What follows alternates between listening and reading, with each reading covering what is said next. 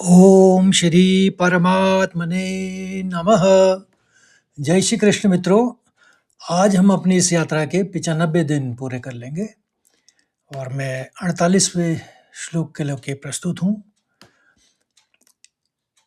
पिछले श्लोक में दी गई कर्म की शिक्षा को योग की एक बहुत ही सरल और व्यावहारिक भाषा के साथ जोड़ता है ये 48वां श्लोक। यहाँ पर कृष्ण योग का अर्थ हाथ पैर मोड़ना नहीं बल्कि मन की एक विशेष अवस्था बताते हैं। प्रसंग यह है कि श्री कृष्ण अर्जुन को समझा रहे हैं कि कर्म करते समय मानसिक संतुलन या इक्विनामिटी बनाए रखना ही वास्तविक योग है। सीधे श्लोक की तरफ बढ़ते हैं। योगस्तः कुरु कर्माणि संगं त्यक्त्वा धनंजय सिद्धय सिद्धयो समो भूत्वा समत्वयि योग उच्यते। एक बार और सुनिए। योगस्तः कुरु कर्माणि संगं त्यक्त्वा धनंजय सिद्धय सिद्धयो समो भूत्वा समत्वयि योग उच्यते। अब चरणबद्ध तरीके से इसका उच्चारण समझते हैं। पहले चरण में 3 शब्द हैं, योगस्थ, कुरु और कर्माणि। इनका उच्चारण इस तरह से होगा, अनुस्वार लेते हुए और आघात लेते हुए। योगस्थ ख का हमने विसर्ग लिया। कुरु कर्माणि, अणि जो है हस्व होगा क्योंकि छोटी की मात्रा है। दूसरे चरण में 3 शब्द हैं, संगन, त्यक्त्वा और धनंजय। तो उसमें 9 का विसर्ग लेते हुए, अनुस्वार लेते हुए आगे बढ़ेंगे। संगं त्यक्त्वा धनंजय। तीसरे चरण में फिर 3 शब्द हैं, सिद्धय सिद्धयो समो और भूत्वा। विसर्ग और आघात आप समझ ही रहे हैं, तो विसर्ग लेते हुए सिद्धयो सिद्धयो समो भूत्वा भूत्वा।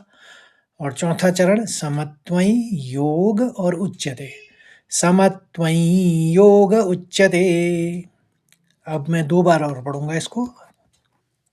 योगस्थः कुरु कर्माणि संगं त्यक्त्वा धनंजय सिद्धय सिद्धयो समो भूत्वा समत्वयि योग उच्यते।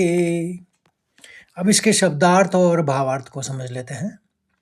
योगस्थः यानी योग में स्थित होकर, कुरुहु करो, कर्माणि कर्मों को, संगम आसक्ति या अटैचमेंट को, त्यक्त्वा त्याग कर, धनंजय हे धनंजय या अर्जुन, सिद्धि और असिद्धियों सफलता और असफलता में, समो भूत्वा समान एक सा होकर, एक जैसा होकर, समत्वयि समत्वम समता या संभाव, योग योग हुआ और उच्यते कहा जाता है।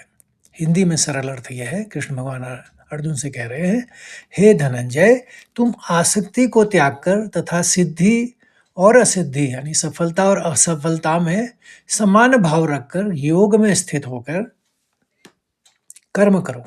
यह समत्व यानी समता का भाव ही योग कहलाता है। तो योग कोई बहुत बड़ी चीज़ नहीं है कृष्ण भगवान के हिसाब से, मतलब जो समता का भाव है, इक्विनामिटी जिसे कह रहे हैं, या सफलता जय पराजय, ये सब समत्व यानी समान भाव, एक सा ही समझना। तो भावार्थ यह है, कृष्ण यहाँ योग के सबसे सटीक परिभाषा दे रहे हैं। योगस्थ, सबसे पहले इसको समझिए। इसका अर्थ है अपने केंद्र या आत्मा में टिके रहना। जब आप भीतर से शांत होते हैं तब बाहर का काम ठीक से कर पाते हैं। दूसरी बात समझा रहे भगवान, आसक्ति का त्याग। काम इसलिए मत करो कि मुझे क्या मिलेगा, बल्कि इसलिए करो क्योंकि वह तुम्हारा कर्तव्य है। और सफलता असफलता में समता, यदि काम सफल हो जाए तो अहंकार ना आए, और यदि विफल हो जाए तो अवसाद या डिप्रेशन ना हो। इन दोनों स्थितियों में मन को एक जैसा रखना ही समत्व है। निष्कर्ष यहाँ पर यह निकलता है कि कृष्ण भगवान कह रहे हैं कि असली योगी वही है जो युद्ध के मैदान में खड़ा होकर भी भीतर से उतना ही शांत है जितना हिमालय की गुफा में बैठा हुआ कोई सन्यासी। तो आशा करता हूँ आपको यह श्लोक अच्छी तरह से समझ में आ गया होगा, और अच्छा लगे तो प्लीज़ लाइक करिए, शेयर करिए और अन्य साथियों को भी अपने संग जोड़िए, ताकि वो भी इस यात्रा में आएँ और उस लाभ उठाएँ भगवत भजन का। कल फिर नए श्लोक के संग यानी 39वें श्लोक के संग मिलते हैं। तब तक के लिए जय श्री कृष्ण, राधे राधे।